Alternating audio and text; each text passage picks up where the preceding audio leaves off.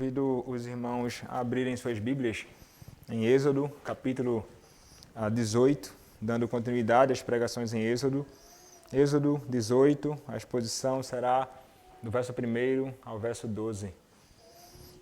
Êxodo, capítulo 18, versos 1 a 12. Assim, irmãos, nos diz a palavra do Senhor. Ora, Jetro, sacerdote de Midian, sogro de Moisés, ouviu todas as coisas que Deus tinha feito a Moisés e a Israel, seu povo, como o Senhor trouxera a Israel do Egito.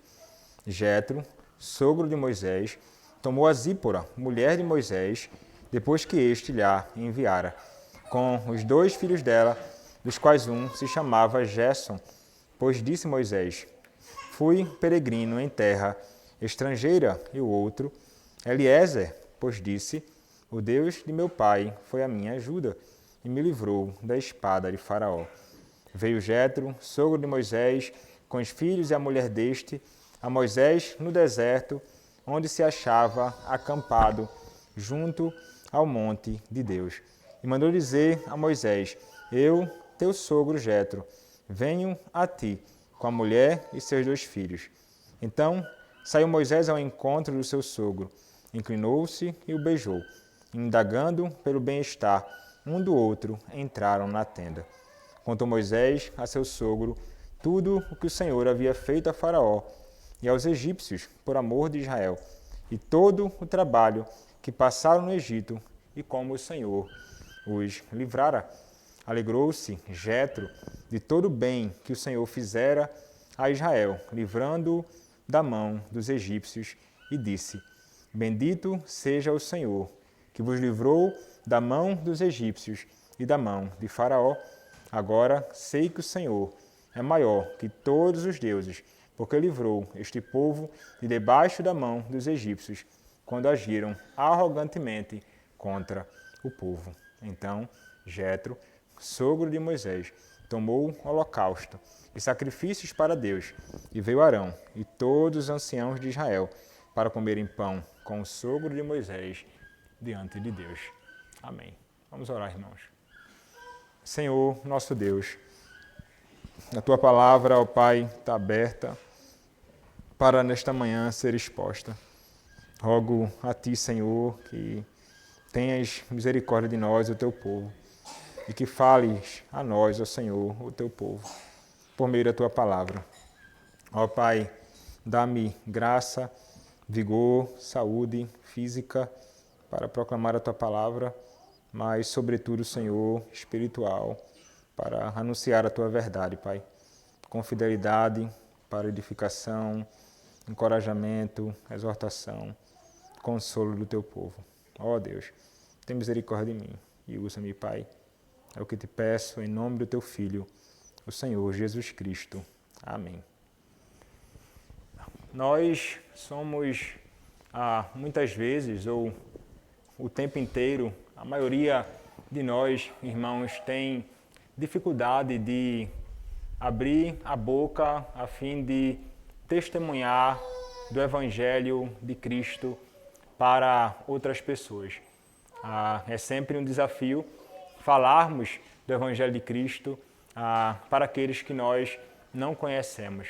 E essa é uma realidade que você deve experimentar e é muito comum. Lamentavelmente, a maioria de nós não tem disposição e coragem para falar sobre Cristo com quem quer que seja. Nós nos envergonhamos ou tememos. Há várias razões que podem nos impedir de falarmos acerca do Evangelho para pessoas que não conhecemos. Mas não há somente uma dificuldade em nós de falarmos da palavra para aqueles que não conhecemos. Há uma dificuldade em nós para falarmos do Evangelho também para aqueles que nós conhecemos, para aqueles que são nossos familiares, pais, primos, irmãos, filhos, sogro, sogra. Parece que a familiaridade com alguém nos impede de conseguirmos falar acerca da palavra, mas por que razão algo dessa natureza acontece? E isso, irmãos, revela muito do nosso coração realmente indisposto, cheio de temor, não a Deus, mas aos homens. E com a falta de amor, não somente por Deus, mas pelos perdidos. Porque se amássemos de fato os perdidos, nós não somente os receberíamos com alegria em nosso lar, em nosso meio, mas também falaríamos do Evangelho para ele. Quando nós olhamos para o texto que nós estamos considerando, nós encontramos Moisés nos ensinando essa realidade. Alguém que proclama o Evangelho para o perdido, e um perdido muito familiar a ele. O texto começa, irmãos, nos dizendo no verso 1, ora, Jetro, sacerdote de Midian, sogro de Moisés, ouviu todas as coisas que Deus tinha feito a Moisés e a Israel, seu povo, como o Senhor trouxera a Israel do Egito. Então, perceba, irmãos, o texto começa nos dizendo, ora, Jetro. Quem é Jetro? Jetro, ele em outro contexto é chamado também de Reuel. Jetro, ele é apresentado aqui como sacerdote de Midian. Ele era, então, do meio dos midianitas. E Midian, como nos ensina Gênesis capítulo 25, ele era filho de Abraão. Mas não um daqueles que eram abençoados, não era um daqueles que estava associado à boa semente, a semente da mulher. Não era para ele a promessa de salvação. Os midianitas, apesar de serem filhos de Abraão, eles se tornaram um povo terrível e inimigos do povo de Deus. Se você lembrar, José é vendido para os midianitas.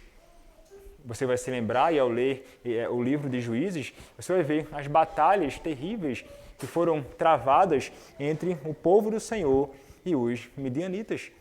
Como eles trouxeram angústia para o povo de Deus. Mas é interessante, Jetro, ele era um sacerdote, ele era um oficial, um homem respeitado no meio dos midianitas. Ele era sacerdote de Midian. Mas era também, como nos diz o texto, sogro de Moisés. É interessante que esse sogro de Moisés é repetido várias vezes nesse texto. No verso 1 é dito, sogro de Moisés. No verso 2, Jetro, sogro de Moisés. E no verso 12 é dito, mais uma vez, comeram pão com o sogro de Moisés. Há uma ênfase aqui em Jetro. Há uma ênfase neste homem que se aproxima agora do servo de Deus chamado Moisés. Quer destacar algo que será experimentado por esse homem que até então, no versículo 1, é um sacerdote pagão, é um ímpio, alguém que está perdido. Contudo, o texto nos mostra, ouviu todas as coisas que Deus tinha feito a Moisés e a Israel, seu povo, como o Senhor trouxera a Israel do Egito. Mesmo ele estando distante, Midian não ficava assim tão pertinho de onde Moisés estava, ali no deserto, próximo ao monte. Mas ele ficou sabendo, de alguma forma, teve conhecimento acerca da obra de redenção que Deus executou por seu povo, livrando-os do cativeiro egípcio. Essa notícia, irmãos, correu e, veja, geralmente notícias más correm rápido, mas aqui uma notícia boa se estendeu. O Evangelho, a verdade do Evangelho, que é posto de modo claro na redenção do povo do Senhor. Esse homem ouviu que Deus tinha feito não somente a Moisés em particular, mas ao seu povo, Israel. E é interessante porque ele vai destacar, não é, a Moisés e a Israel, seu povo, como o Senhor Javé, como o Senhor Iavé trouxera a Israel do Egito. Então ele ouviu sobre a grandiosa redenção.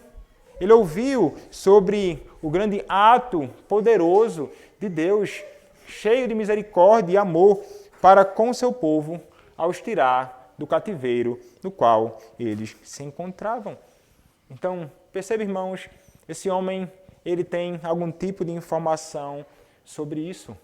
De algum modo, na providência do Senhor, esta notícia chegou até então este homem. E nós veremos como a informação, esta declaração, esse conhecimento moverá o seu coração. Como o Senhor, em sua providência secreta, vai fazer com que este homem ele tenha um interesse em saber mais acerca da grande obra da redenção que Deus efetuou no meio do seu povo. Perceba, irmãos, então, inicialmente, que o nosso Senhor Deus, quando Ele quer salvar aqueles que são seus, Ele, em sua providência, sempre santa, sábia e poderosa, haverá de providenciar uma ocasião oportuna para que aquela pessoa tenha algum tipo de conhecimento acerca de Cristo, acerca da redenção. E é o mesmo Deus que, em sua providência, dá conhecimento acerca da obra da redenção para homens, é o mesmo que também move o coração dos homens a se interessarem por tais eventos, por tais palavras, pela redenção, pelo Evangelho. Ao contemplarmos isso, não podemos nunca jamais perder de vista a realidade de que o Senhor era quem estava querendo com que um homem de uma nação ímpia pudesse ouvir acerca da redenção. Mas então, o que acontece? Esse homem, ele escuta. Esse homem escuta por terceiros acerca disto. E então Jetro, sogro de Moisés, tomou a Zípora. Quem era Zípora, irmãos? Zípora era a esposa de Moisés, diz o texto. Zípora, mulher de Moisés, depois que este lhe a enviara. Então, agora aqui temos uma coisa interessante. Moisés estava afastado da sua esposa. E por qual razão? Bom, há várias sugestões da parte de vários comentaristas. Alguns vão dizer que Moisés a repudiou. Alguns vão dizer que Moisés a entregou de volta ao seu pai depois de embates que não foram agradáveis entre ele e a sua própria esposa. Então, como se ele tivesse despedido a sua esposa, devolvendo-a para a sua casa. Outros vão dizer que o Senhor conduziu Moisés a deixar Zípora e seus filhos junto ao sogro para que ele pudesse então ir salvar o povo do Egito. Mas outros irmãos entendem, e eu penso que essa seja a melhor interpretação, é que ele levou sua esposa junto a ele para o evento grandioso da redenção do povo no Egito e pós passarem ali pelas águas, quando o Senhor destrói os seus inimigos, e então peregrinando no deserto, ao se chegarem então ali já próximos ao monte, num conflito com os amalequitas, que Moisés então tenha enviado a sua esposa junto aos seus filhos, aos cuidados do seu sogro, a fim de que eles pudessem ser preservados. Então, eles certamente participaram de todo o evento de redenção, certamente contemplaram os tais eventos grandiosos, mas então Moisés julga oportuno entregar a sua esposa e os seus filhos aos cuidados do seu sogro. Ele tem em vista, então, neste ato, irmãos, proteger a integridade da sua esposa, proteger a vida da sua esposa, bem como dos seus filhos, que enviados foram junto a Zípora. Então, há realmente, irmãos, contextos, situações em que nós, homens, não poderemos expor desnecessariamente a nossas mulheres e filhos. Haverá ocasiões em que nós, irmãos, teremos de expor a nossa cara, colocar a nossa vida, sim, em risco, mas protegendo aqueles que o Senhor Deus deu a nós para estar sob os nossos cuidados. E essa é uma responsabilidade que pesa, sim, irmãos, sobretudo sobre nós, homens.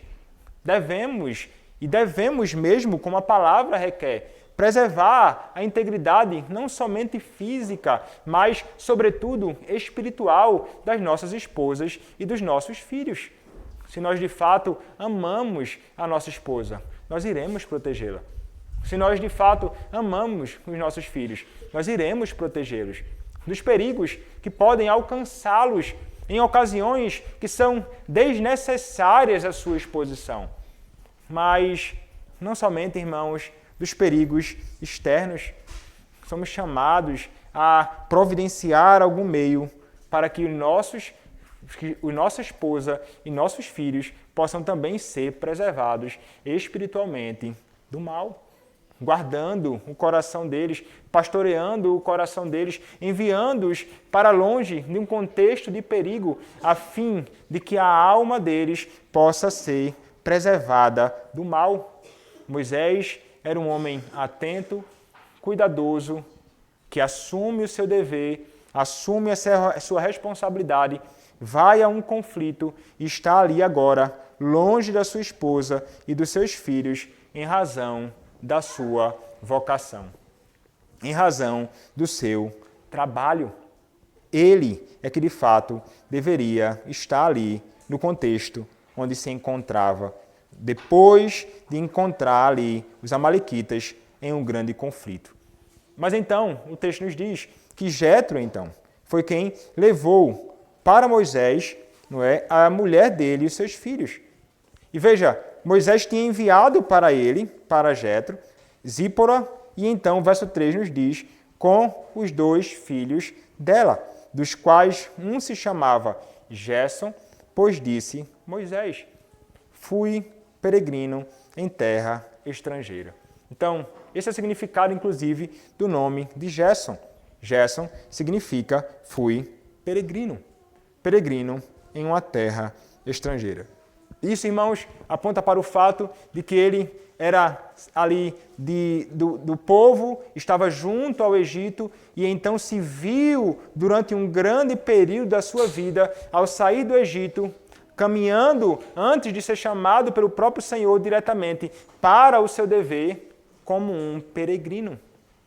Como alguém que estava longe da sua pátria, como alguém que estava peregrinando em uma terra que é estranha.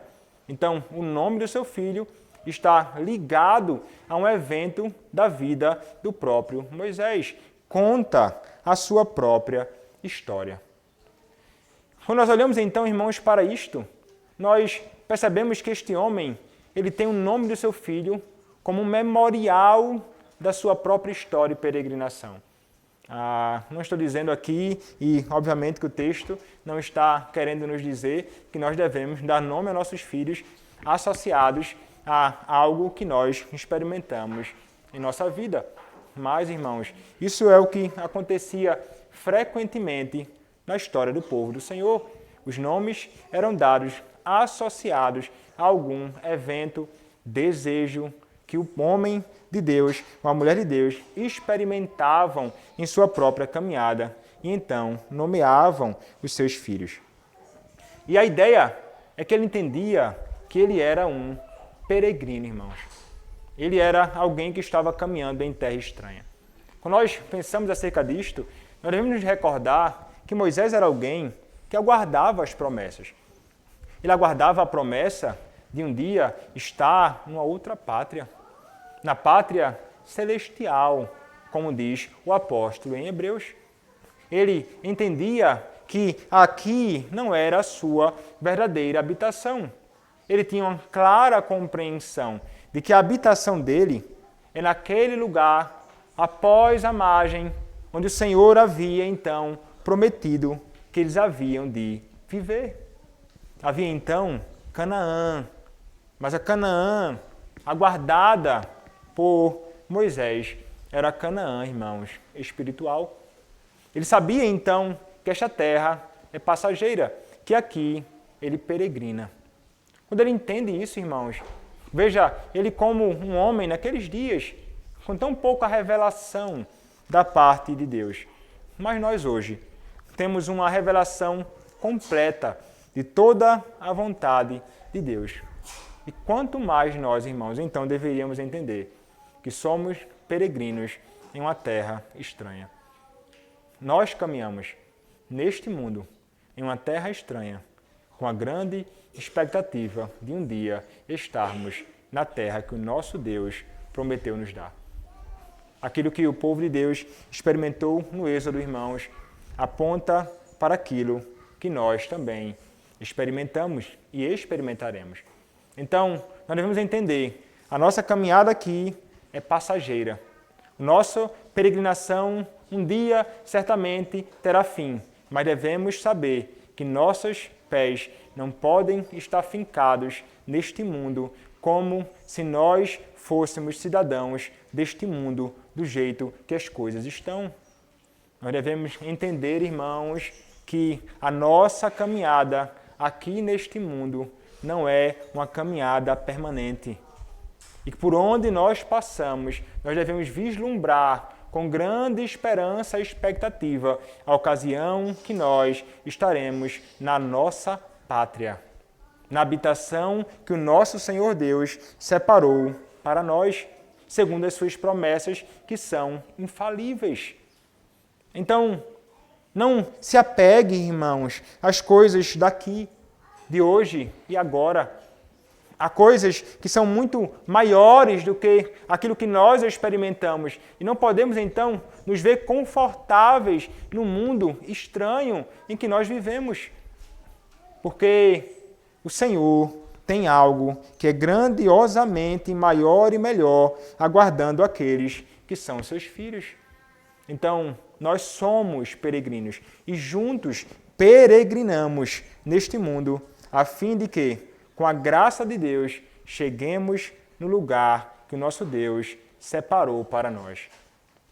Somos peregrinos. Você se vê como um peregrino, irmão? Você é alguém que se vê como alguém em terra estranha? Ou você é alguém que está tão familiarizado com as coisas deste mundo que o seu desejo é não ser um peregrino, mas um residente fixo nesta terra? Você aspira por outra pátria? Ou você está plenamente satisfeito com o que você tem experimentado nessa sua caminhada? Ah, irmãos, nós não podemos amar esta nossa peregrinação, no sentido de que nós não podemos amar demais aquilo que nós experimentamos neste mundo, como se aqui, irmãos, fosse tudo aquilo que o Senhor Deus reservou para nós. O nosso coração deve pulsar sinceramente, entendendo que nós somos cidadãos dos céus. Então nós caminhamos com os pés no mundo, sim, mas com a cabeça nos céus, com a cabeça na glória, com a cabeça na eternidade, com a cabeça no lugar mais magnífico que nós certamente um dia haveremos de experimentar em Cristo, no estado eterno, no paraíso, na nossa Canaã. Apenas os homens ímpios amam este mundo e amam viver neste mundo, nas condições em que o mundo está. Mas nós aguardamos com expectativa novos céus e nova terra. É isso que nós aspiramos, onde a justiça habita. E ali sim, irmãos, nós estaremos e ali nós desejaremos estar para todo sempre. Não seremos mais peregrinos. Moisés, então, ele vê que ele era um peregrino em terra estrangeira.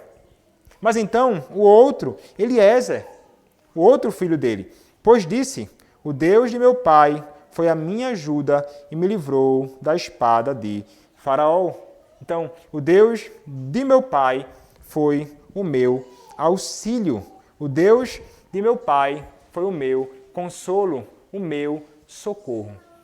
Então, note só, irmãos, ele entende que o Deus de seu pai, que é o seu próprio Deus, Yahvé, foi aquele que o socorreu, que o livrou da espada dos seus inimigos. Ele entende, ao dar este nome, que não fora ele quem fez tal coisa, mas que o próprio Deus quem agiu em favor dele, livrando da espada. Ele entende, então, irmãos, que o Senhor é aquele que o guardou. Mas o que muitos entendem ao considerar esse texto não é somente que ele está olhando para o passado, como que entendendo que o Senhor o guardou no passado, mas ele nutre, ao colocar em Eliezer este nome, uma espécie de expectativa do futuro com respeito à proteção de Deus, o seu auxílio, o seu socorro, Deus o sustentando em sua própria peregrinação, protegendo-o e guardando dos seus inimigos. Quando nós olhamos, então, irmãos, para isto, nós devemos entender que o mesmo Deus que, em favor de Moisés, agiu, livrando-o da mão dos seus inimigos, é o mesmo Deus que graciosamente age em nosso favor, guardando-nos das mãos dos nossos inimigos, que são também, irmãos, seus inimigos. O nosso Deus é de fato aquele que nos sustenta. Não é pela força, irmãos, do nosso próprio braço que nós conseguimos perseverar na caminhada nesta peregrinação. Não há força em nós suficiente. Não há capacidade em mim e em ti suficiente. Nós carecemos, nós dependemos absolutamente do nosso Senhor. Ele é o nosso ajudador. Ele é o nosso auxiliar em nossa caminhada. É Ele quem nos socorre. É Ele quem te ajuda em meio ao conflito com todos os seus inimigos, sejam eles externos ou internos. Então, irmãos, nós devemos entender que nós temos um amparo seguro. Nós temos um amparo que se encontra em nosso Deus. E isso deve encher, nutrir o meu e o teu coração de plena segurança, de plena confiança no Deus que é todo-poderoso, no Deus para quem não há coisa que seja demasiadamente difícil, para o Deus para quem não há impossíveis. Então, este é o meu Senhor, este é o teu Senhor, que era também o próprio Senhor de Moisés. Mas veja, irmãos, nós também temos a realidade de que o Senhor age em nosso favor e que Ele prometeu também o seu Espírito, como aquele que é o nosso auxiliador. Ele prometeu isso aos seus discípulos. Essa é uma verdade que também se estende a nós. Irmãos, quanto aos inimigos externos, o Senhor pode nos guardar e muitas vezes tem nos guardado. Mas nós também devemos ter certeza de que quanto aos inimigos internos, Satanás, a carne e o mundo, o Senhor tem nos dado aquilo que é necessário para nos sustentar. A sua palavra e o seu Espírito. O que precisamos mais? Veja, irmãos, se temos o Senhor ao nosso lado, se temos a sua palavra e o seu Espírito, do que nós mais necessitamos para vencermos os nossos inimigos, para seguirmos em frente na nossa peregrinação? O nosso Senhor, irmãos, nos mune com tudo o que nós precisamos para que possamos chegar a outra margem, para que possamos chegar à glória. O nosso Senhor não nos colocou numa guerra sem nos dar as armas necessárias. Ele nos deu as armas necessárias e Ele também age em nosso favor, fazendo as nossas guerras e nossos conflitos a sua guerra e o seu conflito. É o nosso Deus quem age. Ele agiu assim em favor de Moisés e podemos então ter certeza de que deste modo ele age também em nosso favor. Mas veja, irmãos, ele envia a sua esposa Agora Jetro então está trazendo esposa e filhos até o próprio Moisés. Veio Jetro, verso 5, sogro de Moisés, com os filhos e a mulher deste, a Moisés no deserto, onde se achava acampado junto ao monte de Deus. Então, Jetro, mais uma vez aqui, sogro de Moisés, com os filhos e a mulher deste, a Moisés onde? Moisés estava no deserto. Ele estava lá, irmãos, acampado na sua tenda. E então, ele vai até o lugar onde Moisés se encontra acampado junto ao monte de Deus. Nós veremos este monte em breve, se Deus permitir, no próximo capítulo. Mas note, ele estava lá acampado. O Senhor, então, em sua graça, conduz Jetro ao encontro de Moisés. E quando Jetro chega lá, ele manda que homens digam a Moisés que ele está lá fora, junto à sua esposa e filhos. O texto nos diz, e mandou dizer a Moisés, eu, teu sogro Jetro, venho a ti com a tua mulher e teus 2 filhos. Veja, eles haviam saído de um conflito, não poderia ninguém entrar no meio daquele acampamento sem uma autorização prévia do próprio Moisés. Moisés não era mais um homem comum. Moisés era o guia do povo de Deus na peregrinação. Ele era um homem grande, um homem importante, o chefe de toda aquela nação. Então, ele tem de pedir ou perguntar, tem de ser conhecido, primeiramente a Moisés, quem está querendo ir ao seu encontro. E então, é o sogro, a esposa e filhos. Qual a reação, então, irmãos, de Moisés ao ouvir acerca da chegada dos seus sogro, esposa e filhos? Irmãos, é impressionante o modo tão gracioso, amoroso que Moisés recebe a sua família e de modo destacado aqui em particular o seu sogro. O texto nos diz, então saiu Moisés ao encontro do seu sogro. Geralmente um homem rico, poderoso, recebia a pessoa dentro da sua própria casa. Ele não saía ao encontro de ninguém. Mas Moisés, ele honra o seu sogro. Ele sai da sua tenda. Ele vai ao encontro do seu sogro. Mas não somente isso, irmãos. Ele revela a sua humildade, a sua graça, a honra ao seu sogro, também ao se inclinar diante dele. Veja que postura de alguém que recebe com toda honra alguém que não é maior do que ele, no que diz respeito ao ofício dele, mas era o seu sogro. Era o pai da sua esposa, era o avô dos seus filhos. E ele não podia receber de outra forma, senão indo ao encontro, inclinando-se como gesto daqueles dias e também beijando o seu próprio sogro. Veja só, irmãos, que gentileza deste homem. Veja só que carinho, que grande afeto Moisés nutria pelo seu sogro. É impressionante vermos algo desta natureza. Sobretudo em dias em que as pessoas vivem contando, inclusive, várias piadas de sogro com genro ou sogra com nora. Percebemos aqui, irmãos, que a postura adequada não é de inimizade, não é de desavença, não é de rancor, de indignação. Não, a honra. E lembre-se, Jetro era um ímpio até então. Jetro era um homem de outra nação. Jetro, aqui até então, não havia conhecido o Senhor, mas Moisés ainda assim o recebe na sua casa com toda honra devida.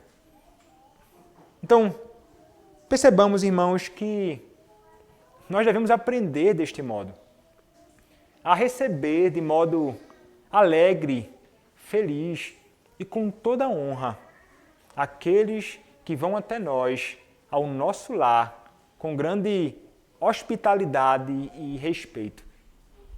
Mas, veja, isso pode se aplicar a qualquer tipo de pessoa, familiar ou não. Quando alguém se aproxima de nós, querendo algum tipo de abrigo, ou vindo até nós ao nosso encontro, desejando encontrar a gente, e sabemos que esta pessoa ela não teme a Deus, nós devemos recebê-lo, de modo a que aproveitemos aquela ocasião, como nós veremos, para fazer algo que é extraordinário. Mas primeiramente, irmãos, note a hospitalidade dele. Ele é gracioso, ele é bondoso, ele se coloca à disposição, ele serve o seu próprio sogro. Mas não somente isto, ele vai indagar pelo bem-estar um do outro, perguntando como vai, como você está. Não é? E então Jetro pergunta a Moisés, Moisés pergunta a Jetro. E veja, irmãos, era uma hospitalidade associada a um interesse real naquele que está diante de mim. Moisés revela então, como já falei, muita gentileza, amor, graça, bondade para com o ímpio. Para com o ímpio. E ele, certamente, irmãos, interessado sinceramente no bem-estar do seu sogro. Então, veja, irmãos, não somente devemos estar prontos e dispostos para receber aqueles que não conhecem a Deus no nosso meio, para aproveitarmos aquela ocasião, seja ele nosso familiar ou não. Mas quando é nosso familiar, irmãos, nós devemos também estar dispostos a isso. Quando alguém da nossa família vem ao nosso encontro, essa pessoa não conhece a Deus, eu não devo pensar, não quero esse ímpio na minha casa. Não quero essa pessoa que não teme a Deus no meu lar. Não, irmãos. Devemos ser graciosos como fora gracioso esse homem, que estava demonstrando o seu amor para que pudesse então demonstrar a verdade a este homem. Ele vê aquela ocasião como, de fato, uma ocasião oportuna para anunciar o Evangelho. Então, que a nossa hospitalidade para o ímpio, familiar a nós ou não, tenha em vista isto, irmãos. É mais do que simplesmente uma hospitalidade. É uma ocasião para falar de Cristo. E devemos, então, aproveitar aquilo não somente para receber bem, mas com um trato em palavras, irmãos, adequado, querendo de fato entender, saber quais as condições daquela pessoa. Não é como o nosso costumeiro, e aí, como você vai? Está tudo bem contigo? Nós estamos muito familiarizados a isso. Mas perguntamos isso automaticamente, apenas com um gesto comum que todos fazem. Como você vai?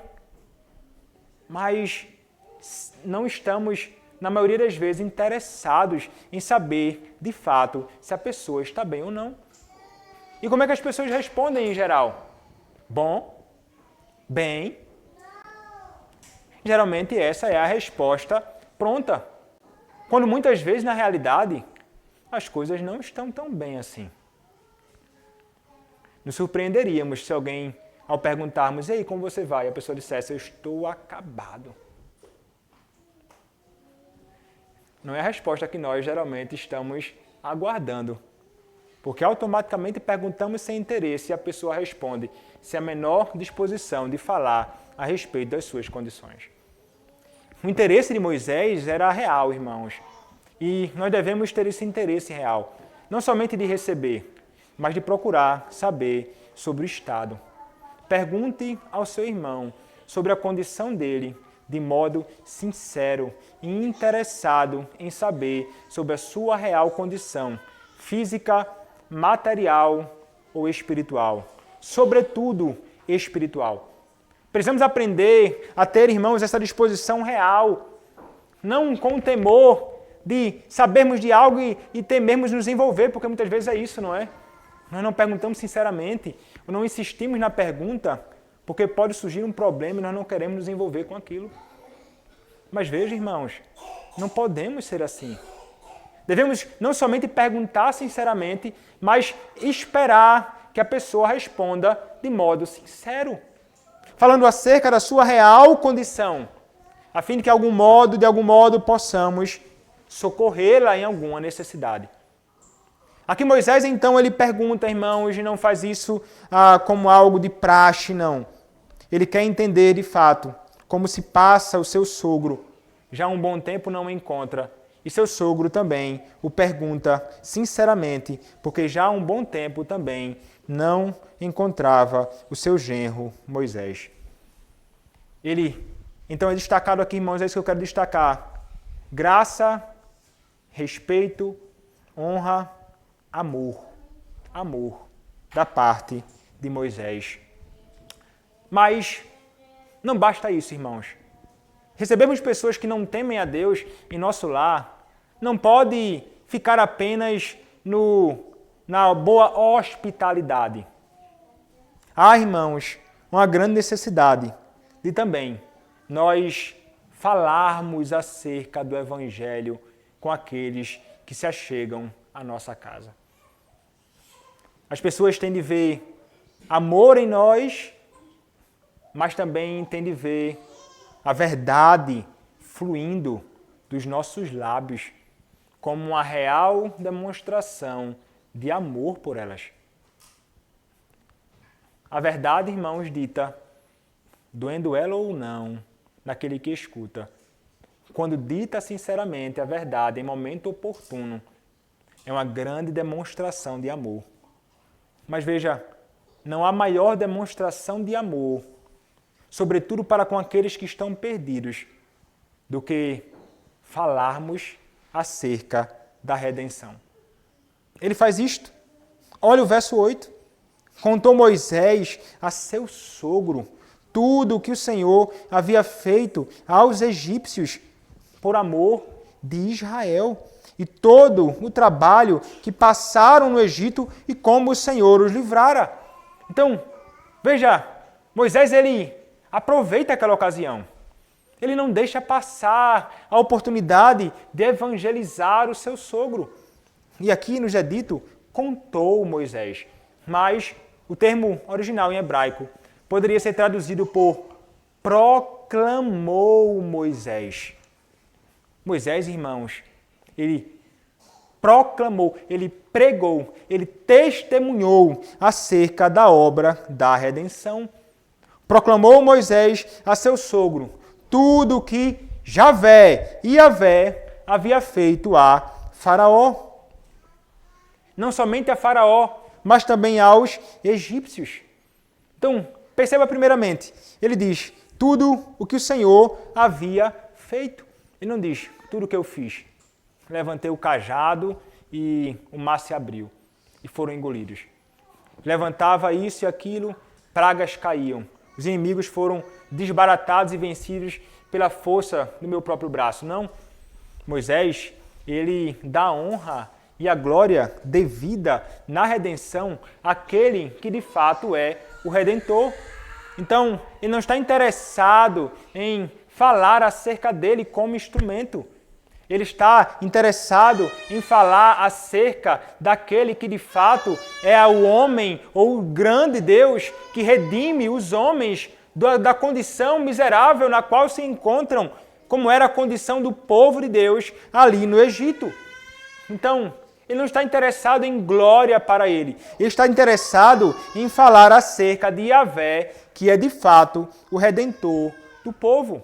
Foi ele, o Senhor, quem fez tudo a Faraó e aos egípcios, caindo com pragas, destruindo o Egito, abrindo o mar, engolindo os seus inimigos, dando socorro para o seu povo. E ele destaca, porque o Senhor fizera isto. O Senhor fez isto por amor de Israel. O Senhor fez isso porque ele amava o seu povo. E em toda ocasião de salvação, em que é demonstrado amor, há também em toda ocasião de salvação manifestação de ira e condenação, como acontece no Egito. A salvação do povo, mas ao mesmo tempo manifestação de ira e juízo contra os inimigos. Quem executou todas estas coisas? Moisés diz, foi Yahvé. Foi Yahvé. Foi o Senhor, o Deus do pacto, o Deus infinito, o Deus eterno, o Deus imutável em seu ser, sabedoria, poder, santidade, justiça, bondade e verdade. O Deus que nos ama com um amor eterno, com amor que é invencível. Foi este Deus, Jetro, quem agiu em nosso favor, nos libertando do cativeiro no qual nós nos encontrávamos, das mãos dos nossos inimigos, do sofrimento terrível em nosso corpo e em nossa alma, Jetro. Foi o Senhor quem nos resgatou daquela condição. Ele fez isso a Faraó e aos egípcios por amor de Israel. E ele ainda diz, e todo o trabalho que passaram no Egito e como o Senhor os livrara. Então, percebe, irmãos, que o tempo inteiro aqui a referência é a Yahvé, como aquele que, de modo monergístico, sozinho, age em socorro daqueles a quem ele ama. Então, note que quando Moisés fala sobre isto, sobre o Senhor resgatando, livrando, redimindo, ele está falando sobre a grande obra da salvação de Deus. Ele proclama, portanto, irmãos, as boas novas de salvação. Ele proclama o Evangelho ao seu sogro. É isso que ele anuncia. Como nós fazemos isto hoje, irmãos? Nós anunciamos aos homens a salvação em Cristo, como aquele que é o nosso Redentor. Quem é o único? Quem é o Redentor dos eleitos de Deus? O único Redentor dos eleitos de Deus é o Senhor Jesus Cristo. Toda a obra de salvação é atribuída ao nosso Senhor Jesus Cristo, não a nós, não às nossas obras, não à força do nosso próprio braço, mas a Deus, a Cristo, que graciosamente nos dá aquilo que nós não merecemos. Então falamos aos homens, o Senhor, Ele caiu com sua ira sobre o seu Filho, crucificando na cruz, tornando-o maldito em nosso lugar, para que nós pudéssemos ser libertos, livrados, resgatados, redimidos do cativeiro, não egípcio, mas do cativeiro do pecado. Então, devemos falar aos homens que só há salvação em Cristo, que Ele é o único caminho, que Ele é a verdade, que Ele é a vida, que não há outro mediador além de Cristo. Ele é o único mediador entre Deus e os homens, Cristo Jesus, homem. Então, notem, irmãos, nós devemos falar acerca do Evangelho que é Cristo e acerca da sua obra perfeita, na sua cruz, Ele nos libertou completamente do nosso inimigo. Ele nos libertou do cativeiro do pecado, do mundo e de Satanás, a nossa antiga filiação. Então, os homens precisam entender essa realidade, que eles estavam ou estão perdidos, longe do Senhor, que são, por natureza, filhos da ira, filhos da perdição, como também os demais. E então, nós falamos acerca da única esperança que essas pessoas têm para a salvação. É Cristo, Cristo, Cristo, somente Cristo é que pode redimir os homens. Devemos então, irmãos, estar prontos para falar. E devemos aproveitar toda ocasião oportuna para fazê-lo. Receber alguém em casa, familiar ou não, que não conhece a Deus, deve ter, para nós, como principal propósito, falar acerca de Cristo. É isso que você faz, irmão, quando você recebe alguém na sua casa que não conhece a Cristo. Você abre o seu lar, não com o intuito simplesmente de dar uma bela hospitalidade que é adequado, mas com o propósito de alcançar a alma daquela pessoa por meio do Evangelho. Sobre o que você fala quando o ímpio vai à tua casa? Qual o teu assunto? O que é que predomina? Sobre o que você fala? Sobre seus negócios somente? Sobre a sua vida? Entretenimento, brincadeiras ou outras coisas? E não do Evangelho? Ah, irmãos, quando fazemos isto, nós falhamos. E poderia dizer, irmãos, pecamos contra o Senhor. Pecamos contra o Senhor. Como deveríamos, irmãos, se de fato amamos aqueles a quem hospedamos, que não conhecem o Senhor, como deveríamos, por amor à alma eterna deles, abrir os nossos lábios sem qualquer tipo de temor para falar acerca do nosso Redentor. Não se envergonhe diante do seu colega, amigo, de trabalho ou não, que você recebe na sua casa. Envergonhe-se de não falar acerca de Cristo. Por que ter vergonha de Cristo? Como assim? O Senhor pode se envergonhar de nós, irmãos. Mas como podemos nós nos envergonhar do Rei e Salvador, Jesus Cristo? Por que nos envergonharmos de falar sobre Ele? Será que é esse temor que toma conta do teu coração? Você tem vergonha, você não quer ser tido como louco, fanático, que só fala acerca de Jesus Cristo? Não permita, irmãos, que isso também o impeça de falar para os seus familiares. Eu sei que muitas vezes é uma dificuldade imensa, mas não perca a oportunidade. Se o seu familiar não conhece a Cristo, irmão, receba-o com alegria e fale a ele acerca da palavra. Não negligencie essa oportunidade. Não negocie nada com ele que possa colocar em prejuízo a própria alma dele. Receba-o, encaixe-o ali nos dias que ele passar na sua casa, na sua rotina de devoção a Deus, de leitura da palavra, de culto doméstico. Venha à casa do Senhor, traga-o à casa do Senhor. Não o deixe em casa, não fique com ele em casa. Traga-o para ouvir o Evangelho de Cristo ser proclamado.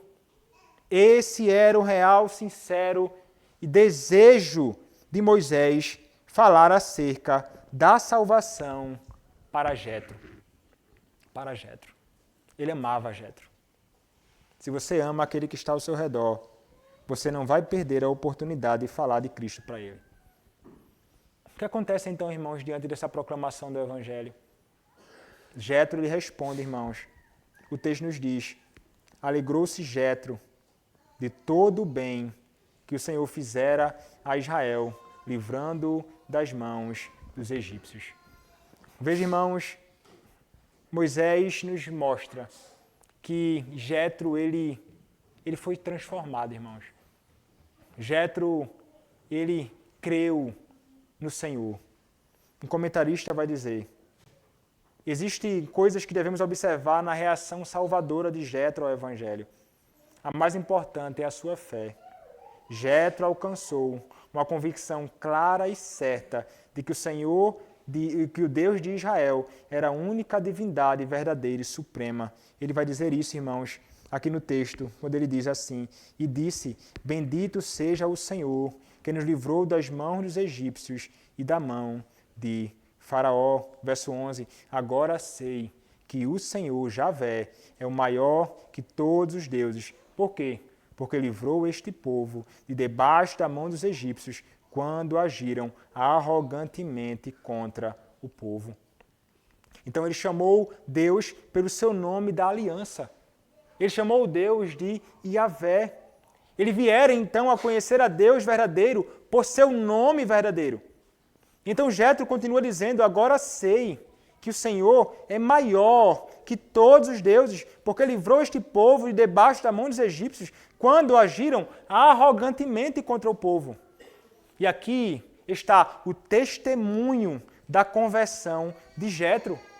Como Moisés, ele também se concentrou naquilo que Deus havia feito, na obra salvadora de Deus na história. Ele compreendeu a essência do Êxodo. Deus havia salvado Israel para a sua própria glória. Quando Moisés lhe contou os eventos relacionados ao Êxodo, Jetro reconheceu que Deus havia derrotado todos os deuses do Egito, a fim de reivindicar a sua própria honra. Então, ele reconhece a Deus como o único Deus vivo e verdadeiro, como o único Senhor, além do qual não há outro, Então ele responde à proclamação do Evangelho com fé dada a ele pelo Senhor Deus, que dá fé, que não é provocada pelo homem naturalmente, mas a fé é um dom de Deus, é um dom que Deus dá aos homens.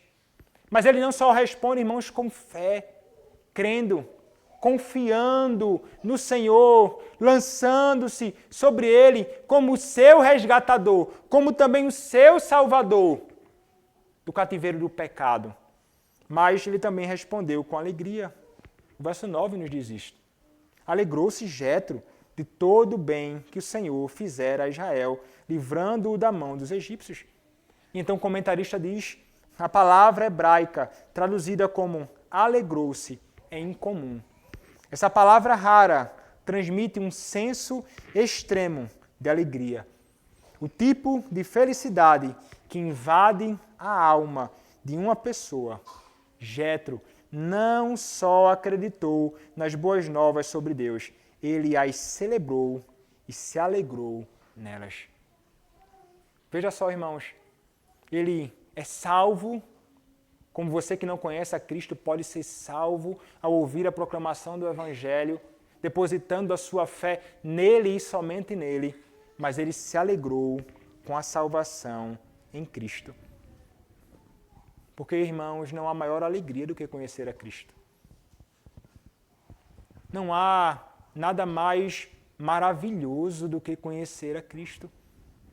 Nada deve inundar mais a minha e a tua alma de alegria do que o conhecimento de Cristo, irmãos. Do Cristo que deve ser tudo para mim e para ti, do início ao fim. Este Cristo, irmãos, que se entregou por nós, como saber que Ele se entregou por nós deve alegrar a nossa alma, porque Ele nos tirou da morte, irmãos, e nos deu vida. Ele nos tirou do cativeiro e nos deu liberdade. Ele, irmãos, nos tirou da maior miséria. Ele nos deu, irmãos, e nos levou a um estado eterno de salvação. Ele nos promete uma morada eterna, uma herança que é incorruptível, uma segurança que homem nenhum jamais pode tomar de nós, uma alegria indizível, contínua, na glória celestial, perpetuamente. Como essas coisas, irmãos, e tantas outras mais que poderiam ser ditas acerca de Cristo e da sua obra, devem inundar o nosso coração de alegria sincera pela salvação de Deus em Cristo. De um Cristo que se entregou no nosso lugar, porque o Pai nos amou. Moisés agiu como instrumento de Deus para resgatar o povo Israel do Egito, porque Deus amava Israel. Cristo morreu na cruz, porque Deus nos amou. Deus não nos amou porque Cristo morreu. É o contrário. Cristo morreu porque Deus nos amou na eternidade com um amor eterno. O seu amor fez com que o seu Filho, Jesus Cristo, que não conheceu o pecado, fosse entregue para morrer por pecadores indignos como eu e você. Como isso não pode alegrar o teu coração? Alegre-se, crente. Louve ao Senhor. Bendiga o seu nome, como ele faz aqui. Ele diz, e disse, bendito seja o Senhor. E ele diz que vos livrou da mão dos egípcios e da mão de Faraó. Ele exalta o Senhor. Ele louva a Deus em particular. Veja, irmãos, como a redenção de Deus, ela provoca em nós fé, alegria, provoca louvor, provoca em nós, irmãos, culto. Aqueles que são redimidos por Cristo, aqueles que são redimidos por Deus, aqueles que são redimidos por Javé, como fora Jetro, não pode ter um outro tipo de resposta, irmãos, senão com fé, alegria, louvor e adoração, inclusive comunitária. É isso que ele experimenta aqui, irmãos. Veja, ele não somente bendiz a Deus em particular, louvando-o e adorando-o, mas ele faz isto junto a outros santos servos de Deus que, semelhantemente a ele, foram resgatados. Olha o que diz o verso 12. Então Jetro, sogro de Moisés, tomou o holocausto e sacrifícios para Deus, e veio Arão e todos os anciãos de Israel para comerem pão com o sogro de Moisés diante de Deus. Veja só, ele bendiz o Senhor, ele agora vai fazer um holocausto para os seus falsos deuses. Não, né, irmãos? Ele não é mais um adorador de falsos deuses. Ele é agora um adorador do Deus de Israel. Ele é agora um adorador de Yahvé, o Deus do pacto, que não é somente Senhor de Moisés, mas é Senhor dele agora. É seu Senhor. Ao Deus que ele agora pode chamar finalmente de Pai. Então ele vai organizar um holocausto em ações de graças a Deus. Holocausto e sacrifícios para Deus, para o verdadeiro Deus, com graça e louvor. E ele então vai se juntar a Arão, homem de Deus, e a todos os anciãos de Israel, homens de Deus, e comeram juntos, assentando-se à mesma mesa, um midianita pagão ímpio, junto aos outros servos de Deus, do meio do seu povo. Ele era um ímpio, de outra nação. Mas, irmãos, agora foi unido ao povo de Deus, não por meio de uma linhagem consanguínea, de sangue humano comum, mas por meio do sangue do Redentor. Não há mais distinção. O que Jetro experimenta, irmãos, e esse destaque na vida de Jetro, é algo que quer nos falar mais do que somente sobre Jetro. Quer falar acerca da salvação estendida a todos os homens. A promessa do Senhor Deus em Gênesis capítulo 12, sobre a realidade, irmãos, de que o Evangelho do Senhor haveria de alcançar todos os povos, se cumpre também em Jetro. Gênesis 12 diz, ora, disse o Senhor a Abrão, sai da tua terra, da tua parentela e da casa de teu pai, vai para a terra que te mostrarei. De ti farei uma grande nação e te abençoarei e te engrandecerei o nome, se tu uma bênção. Abençoarei os que te amaldiçoarem e amaldiçoarei os que te amaldiçoarem. Em ti serão benditas todas as famílias ou todas as tribos da terra. Promessa bendita do Evangelho que chega a todos os homens, aos gentios, como cantamos ou cantaremos e lemos no início do culto, no Salmo de número 117. As promessas de salvação estendidas aos gentios, a todos os homens, no Salmo 67, que nós também cantamos. Falando acerca, irmãos, da realidade de que aqueles que não eram povo são transformados em povo do Senhor e são resgatados.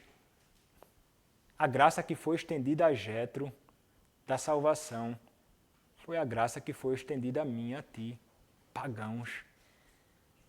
Quando não conhecíamos a Cristo, éramos adoradores de falsos deuses, irmãos. Adorávamos outras coisas, a nós mesmos, aos nossos bens. Tínhamos ídolos, mas o Senhor nos resgatou do nosso paganismo. O Senhor nos resgatou do nosso pecado. O Senhor nos redimiu da miséria onde estávamos mergulhados, de lama terrível.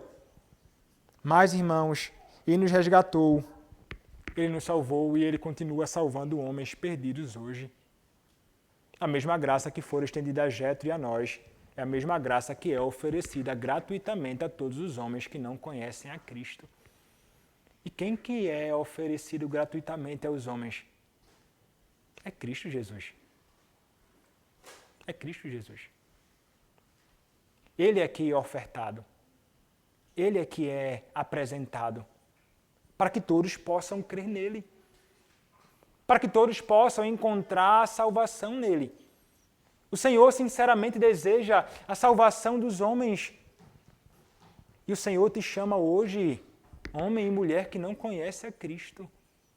Arrependa-se dos seus pecados. Creia no Evangelho que é Cristo. Você, criança, jovem, adolescente que não conhece a Cristo, você precisa de Cristo. Você precisa conhecer a Cristo.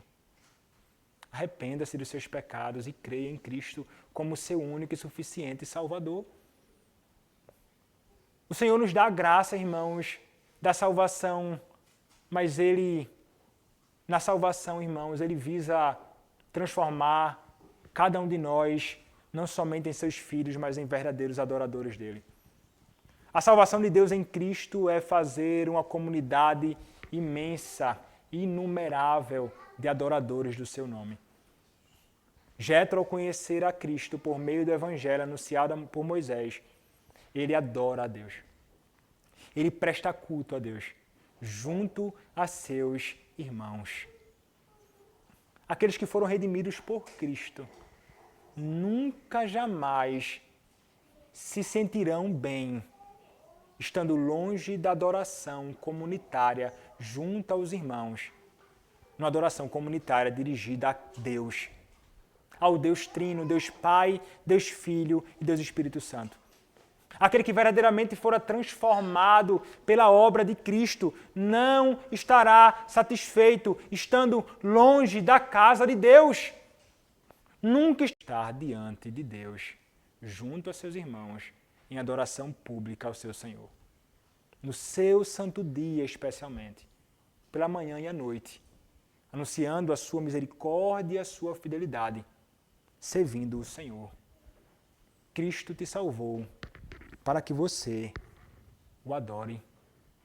Proclame o Evangelho de Cristo neste mundo, para que os seus adoradores possam ser reunidos e possam, junto a nós, bendizer, adorar, louvar, glorificar o único Senhor e Salvador do mundo, Cristo Jesus. Amém. Vamos orar, irmãos. Senhor nosso Deus, ó Pai, nós te louvamos pela graça de termos esse tempo para ouvirmos a exposição da Tua Palavra. Ó Deus, ó Senhor, assim como salvaste Jetro, salva, ó Pai, os perdidos. Assim como salvaste a nós, salva aqueles que não conhecem a Cristo. Ó Deus, também usa-nos como instrumentos, Pai. Instrumentos do Senhor. Dá-nos coragem, intrepidez, disposição para receber em nossa casa, em nosso lar, em nosso meio, mas mais do que isso, Senhor, para falarmos acerca de Cristo. Que aproveitemos as oportunidades, Pai, demonstrando assim zelo pelo Senhor, amor pelo Senhor, amor pelo Teu Evangelho e amor pela alma dos homens perdidos. E que o Teu Evangelho seja proclamado, que Cristo somente seja anunciado e que os homens possam conhecê-lo e que possam então se juntar ao Teu povo